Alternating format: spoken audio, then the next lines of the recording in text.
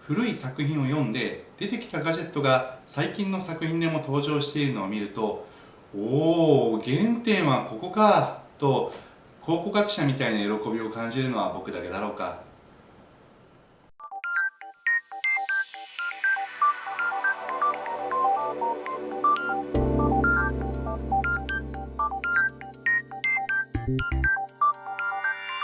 皆さんようこそ、アケノです。今日は全然マイナーじゃなくて、むしろ古典として扱われる SF 小説をネタバレなしで紹介していきたいと思います。今日の作品はこちら、ニューロマンサー。今から何年前です？ 1986 年の日本語初版なので、動画投稿時点でなんと38年前の作品ですね。アメリカ出身の作家ウィリアム・ギブソン先生が執筆されており、1984年のネビュラ賞とフィリップ・K・ディック賞、1985年のヒューゴー賞を受賞しています。さて、お忙しい中この動画を見に来てくださっているっていうことは、視聴者の皆さんは SF 好きであることはお間違いないと思うんです。そんな SF 好きな皆さんの好むジャンルって言ってもいろいろありますよね。SF オペラが好き、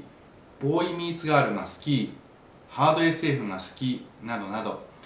この作品は数ある SF の中でもサイバーパンクと呼ばれるジャンルの原点ともいえる小説です。ホニャララパンクというと、私のイメージは人体機能の拡張などがメインで上がってくるんですが、皆さんどうでしょうか？有機物と無機物の融合、アナログとデジタルの対比、肉々しいものとソリッドなものの結合といった相反する内容がこの作品全体を通して描かれています。日本語版は特に翻訳者の黒間久氏の独特のルビなどもあって、あんまり読みやすくはないです、正直な話。でもですね、この作品を手に取って1ページ目を開いてみてください。最初の一文が、港の空の色は秋チャンネルに合わせたテレビの色だったですよ。僕はもうここで惚れ込んだんですけど、もうどんより曇った空でもなく、鉛色の空でもなく、画面の砂嵐という表現ですよ。そのワードチョイスだけでもう最高ですかこれ。なんていうかかっこよすぎますよね。往年のハードボイルド小説家のような始まり方なのにスタイリッシュなんですよ。このオープニングが気に入った方なら、きっとこの作品は気に入ると思います。このように始まるニューロマンサーですが、その後も、今となってはレトロフューチャーな表現や日本人に親しみ深い企業名などもたくさん出てきます。なので最初に言ったように読みにくくはあるけれども親しみやすいのではないかなと思います。世界観としては日本のバブルが弾けずテクノロジーを牽引し続けた世界線というのが近いと思います。さて物語に入っていきましょ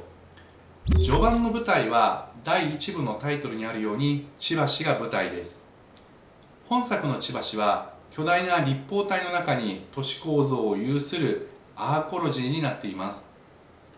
作中の他の地域に比べると千葉市はザ・サイバーパンクをイメージしやすい街となり、混沌、わい雑、格差社会などがキーワードになっていると思います。某ゲームの舞台となったナイトシティのモデルでもあり、作中でもナイトシティとして千葉市が呼称されています。なんとナイトシティは千葉だったんですね。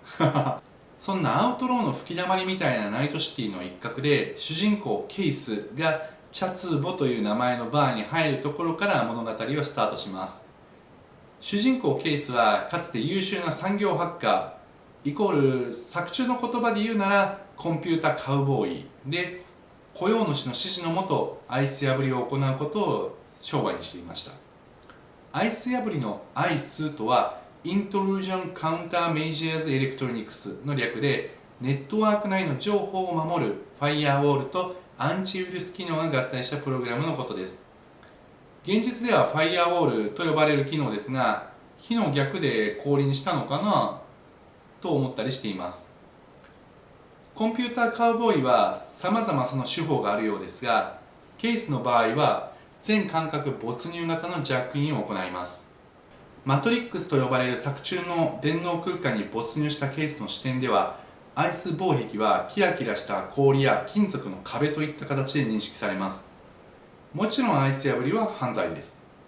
ケースはジャックに対する神経系の適性があり、かつ師匠も業界内の伝説とまで呼ばれる人物だったので、実に優秀な無法者でした。そんなケースはある日、魔が差して雇い主のものを盗むというミスを犯してしまいます。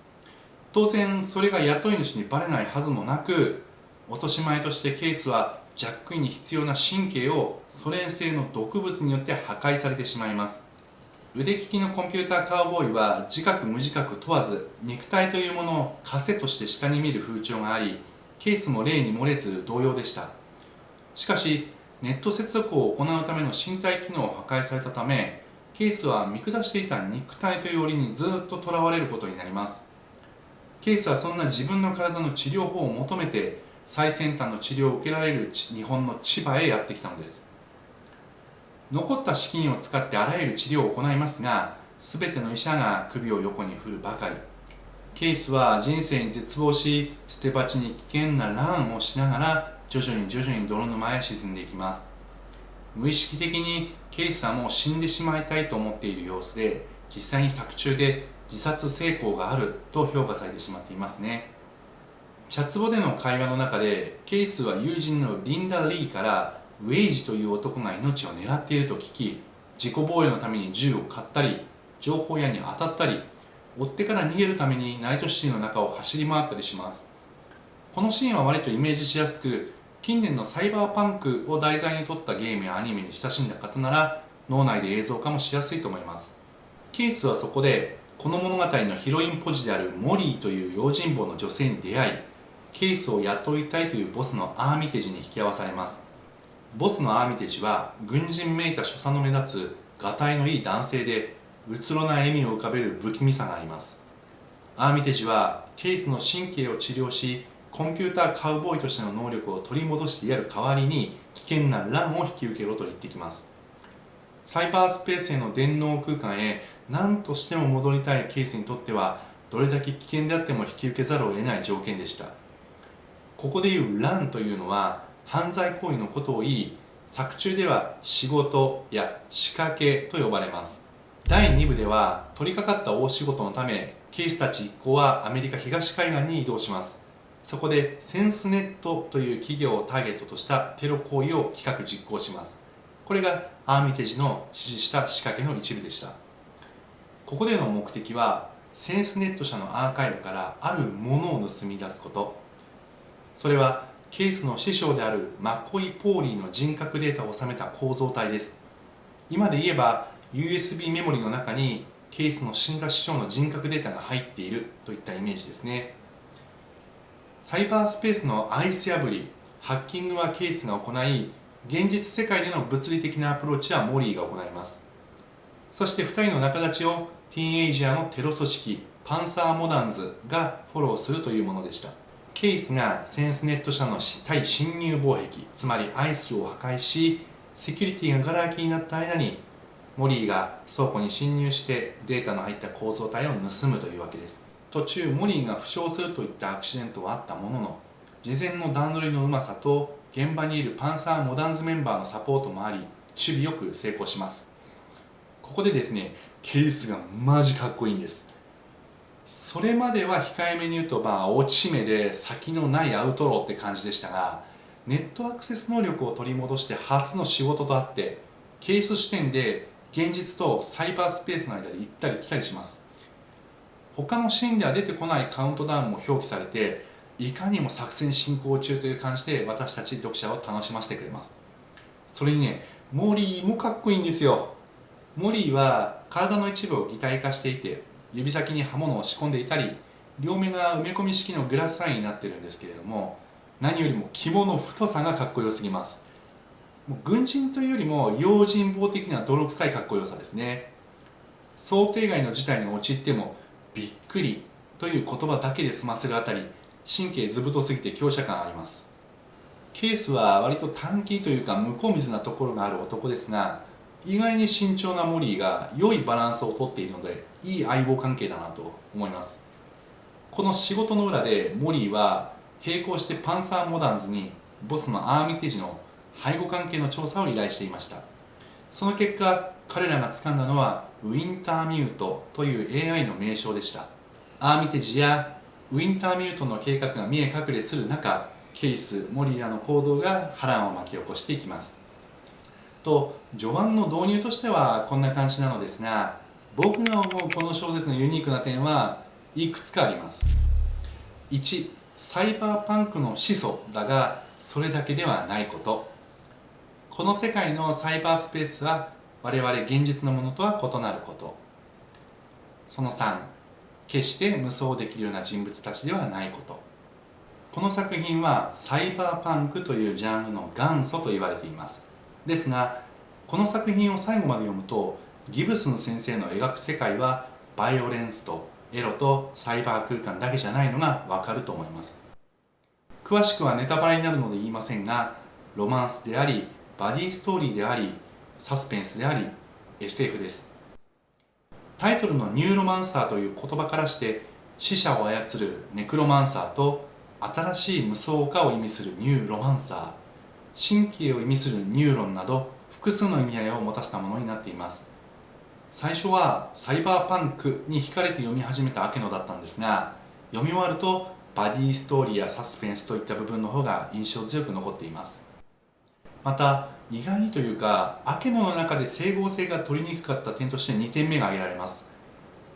ニューロマンサー世界のネットワークやサイバースペースを意味するマトリックス概念が現実のそれとは異なる点です。どうしてもアケノのいる現実世界のワールドワイドウェブやその成り立ちなどが知識としてあるため、同じ単語が出てくると意味が違うのでこんがらがります。それにこの作品のフォロワーとなる映像作品やコミック作品の影響がどうしても映像的に強く残っているので、あれなんでこれができてこれができないんだと混乱しました。読みにくさの原因って翻訳の癖の他にこれもあると思うんですよね。この作品冒頭で説明したように1986年に日本語版が出て、その前にオリジナルの英語版が出ています。この時代ってまだロシアじゃなくてソ連だし、ベルリンの壁もまだ現役でした。当然ワールドワイドウェブもなければスマホの前の携帯電話ガラケーですねがようやく出始めた時代です。パソコンこそありましたが、いわゆる1対1のパソコン通信が主で、手元の端末で気軽にネット接続するっていう行為はまだ想像の中だけだったと思います。コンピューター用語で言うとローカルエリアネットワークとワイドエリアネットワークがギリギリあったくらいですね。おじさんのアケノはともかく若い方はちょっと想像しにくいかもしれないです。そんなワールドワイドウェブもまだない時代なので、無理やり現実のネットワーク構造に当てはめるとすると、作中のネットワーク世界は当時のパソコン通信がそのまま大規模化したもので、ホストサーバーの下にたくさんのクライアントがぶら下がっている印象です。そこにピアトゥーピアの要素が加わってデータの分散が入ったっていうのが近いのかなと思います。現代の LINE 通話アプリのように複数端末のやり取りはできず、他の端末とつながるためには一度接続済みの回線を切って目的の端末に再接続しないといけないです。それを作中で10フリップと呼んでいます。パソコン黎明期のシステムを正当進化させたような作中のネットワーク、つまりマトリックスはクライアントとなるカウボーイたちの共感覚幻想として認識されます。みんなが見ることのできる仮想世界なので、実体を伴わない共通の幻想という表現になります。それでも幻想世界がある種の人間に圧倒的な魅力を有するのは往々にしてあることです。なのでこの作品を読むなら、まず自分の周りのデジタル機器を80年代に巻き戻すイメージをしてから読んだ方が読みやすいです。例えばスマホは通話しかできない携帯電話に、パソコンは通常オフラインで必要な時に特定のサーバーにのみ特定の手段を用いてダイヤルアップするみたいな感じです。そのような状態にあると想定することで、作中のガジェットたちの凄さがアケノは理解しやすくなりました。あとここはご注意ください。主人公のケイスは大変優秀なハッカーなのですが、マトリックス世界で無双できるほどの人間ではありません。上には上がいます。モリーも強い擬態使いですが、スーパーマンのような無敵の肉体は持っていません。銃で撃たれれば出血もしますし、怪我だってします。誰しも危ない薬を使えば範囲になりますし、その後の禁断症状に苦しみます。他の登場人物も皆同様です。誰もが自分にできること、できないことがあって、お互いにサポートし合ったり、弱点をついたりします。つまり、そういうことです。アケノはですね、この作品が発表された時に読みたかったですよ。多分脳みそ爆発するくらいの衝撃を受けることができたんだろうなと思います。誰かタイムマシン作ってほしいです。さて、こういったお話なのですが、少しでも興味がある方は文庫も電子書籍もありますので、よかったら読んでみてください。概要欄にリンクを貼っておきます。また、こういった推しの SF 小説を紹介してほしいなどあれば、ぜひコメント欄で教えてください。ご視聴ありがとうございました。ぜひ高評価、チャンネル登録よろしくお願いします。それでは今回はこの辺で、明野エイティスでした。おつおつー。